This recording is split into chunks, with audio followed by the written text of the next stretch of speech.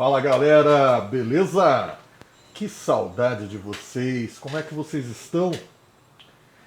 Meus amores, hoje a gente vai falar um pouquinho sobre filosofia e religião. Filosofia e religião. Será que essas duas ideias se misturam? Afinal de contas, a religião ela é mais voltada para a fé, para uma crença muitas vezes irracional. E a filosofia. Meu cachorro acabou de latir, vocês escutaram? Ele latiu pro gato. E a filosofia, por sua parte, ela é totalmente racional, né? Totalmente racional. Mas como é que essas duas ideias se juntam? Vocês andaram mandando para mim as redações muito bacanas, por sinal, né? Sobre religião e filosofia, algumas assim bem bonitas, bem emocionantes. Parabéns para vocês. Então, primeira coisa que a gente deve deixar claro: quando a gente for estudar filosofia e religião, nós devemos respeitar a religião do próximo, combinado? Cada um tem o direito de ter a religião e a fé que escolher. Vocês viram no vídeo do filósofo que eu mandei, do filósofo Mário Sérgio Cortella, ele explicando a diferença entre religião e religiosidade. Religião é uma forma de você seguir e trabalhar a sua fé, e religiosidade é a sua fé posta em si mesmo, é a sua ligação com o divino, a sua ligação com o infinito. Uh, pensa, pensa comigo que é muito possível sim você ter religiosidade e não seguir uma religião, como também é possível, e muitas pessoas ou algumas pessoas fazem isso, elas seguem uma religião sem ter uma religiosidade, seguem por seguir, né? Vão à igreja, à missa, ao terreiro, ao lugar onde elas professam sua fé e estão lá sem ter essa chama interior que religa a gente com o infinito. Religião vem de uma palavra grega chamada religare. Religare, religare. Religar-se a quê? Religar-se ao infinito. Religar-se ao todo maior. Religar-se a algo além do homem. Mas, professor, e a filosofia? Você não disse pra gente que a filosofia ela tem um tratamento racional e tenta de forma racional responder às questões da humanidade? Sim, meus queridos. Mas vamos lembrar, por exemplo, de Pitágoras. Pitágoras acreditava que quando nós morríamos, nossa alma sobrevivia ao corpo, e essa alma ia reencarnar em outros corpos. Lembram disso? A gente viu Pitágoras lá no Sexto Aninho. Também lembremos de Platão. Platão também defendia a ideia de que a alma ela continuava existindo após a morte do corpo físico. Você vai lembrar que Platão acreditava que existiam dois mundos, o mundo inteligível e o mundo sensível, e a alma ela vinha do mundo inteligível para o mundo sensível, e aqui no mundo sensível essa alma vivia e quando morria, ela voltava ao mundo inteligível, sendo este mundo sensível uma cópia mal feita, uma cópia enganosa do mundo verdadeiro, que para Platão era o mundo inteligível. Lembram disso? Pois bem, queria caminhar com vocês um pouco no tempo e chegamos lá no século III depois de Cristo. Século III depois de Cristo, você vai lembrar que o século III depois de Cristo começa em 201 depois de Cristo e vai até 300 depois de Cristo.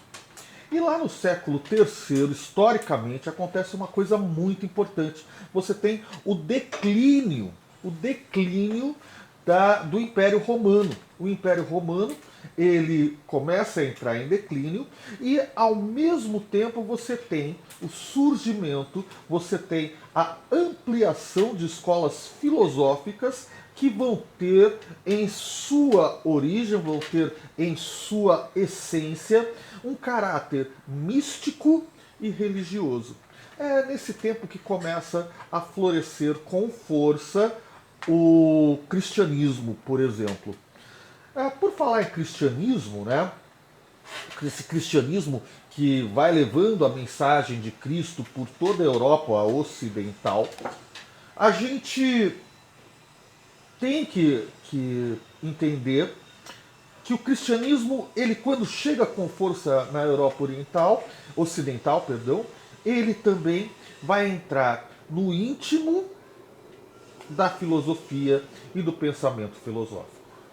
Eu queria conversar com vocês sobre um filósofo muito importante, um filósofo extremamente importante na história da filosofia, chamado Plotino.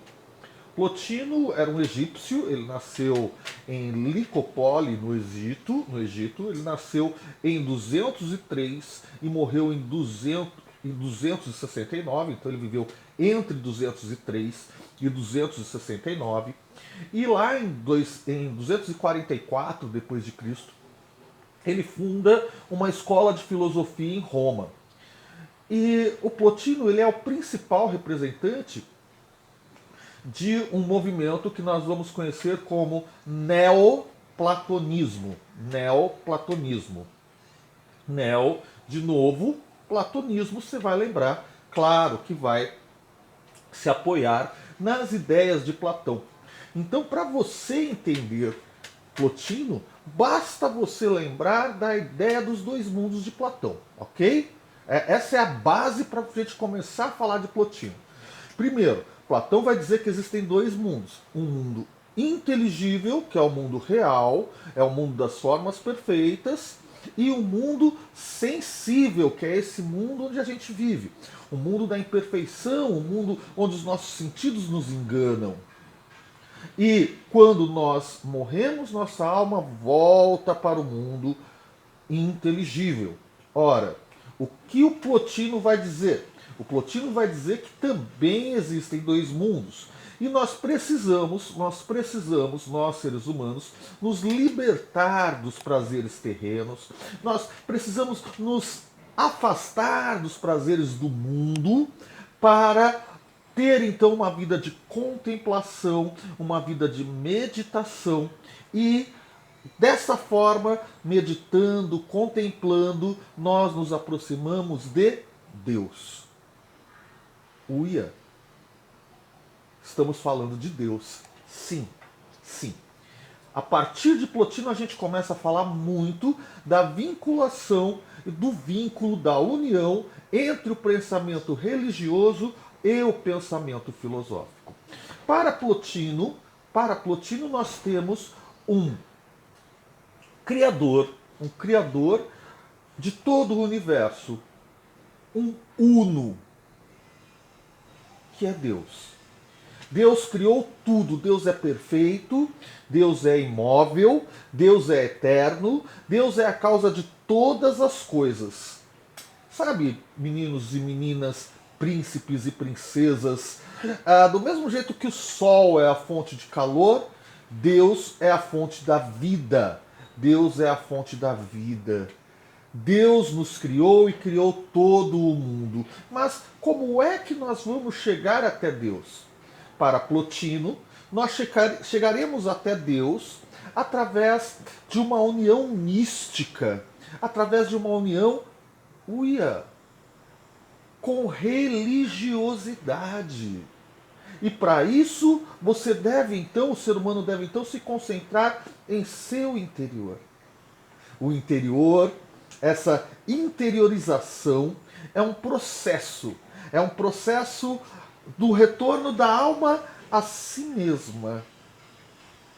Quando, segundo Plotino, quando nós meditamos, quando nós pensamos em Deus, quando nós nos afastamos de tudo aquilo que é apenas prazer do corpo, nós então entramos em comunhão com o divino e nos tornamos um só com ele. E qual que é a tarefa da filosofia, então, para Plotino? Para Plotino, a tarefa da filosofia é uma vinculação, é um vínculo com o homem e sua totalidade. A filosofia, ela tem que deixar claro, ela tem que ajudar a se criar esse vínculo, a se criar essa união entre homem e criador, entre criador e criado.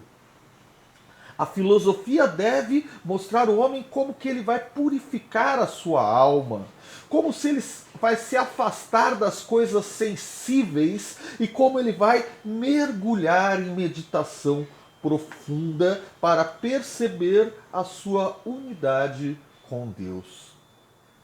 É importante que você perceba aqui que a partir de Plotino a filosofia então está subordinada, ela está abaixo das crenças místicas e religiosas. A partir de Plotino, a filosofia ela vai então não mais querer entender o que é a vida, o que é o homem, quem sou eu, de onde venho. Não.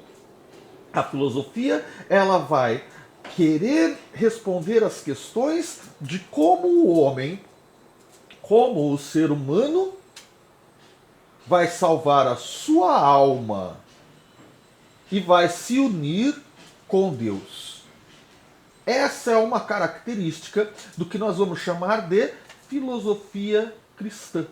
Filosofia cristã. Então, o que é importante você tirar daqui? É muito importante que você grave isso. A filosofia cristã, ela começa com muita força lá no século III depois de Cristo. Quando eu falo de século III, eu estou falando de 201 a 300 depois de Cristo.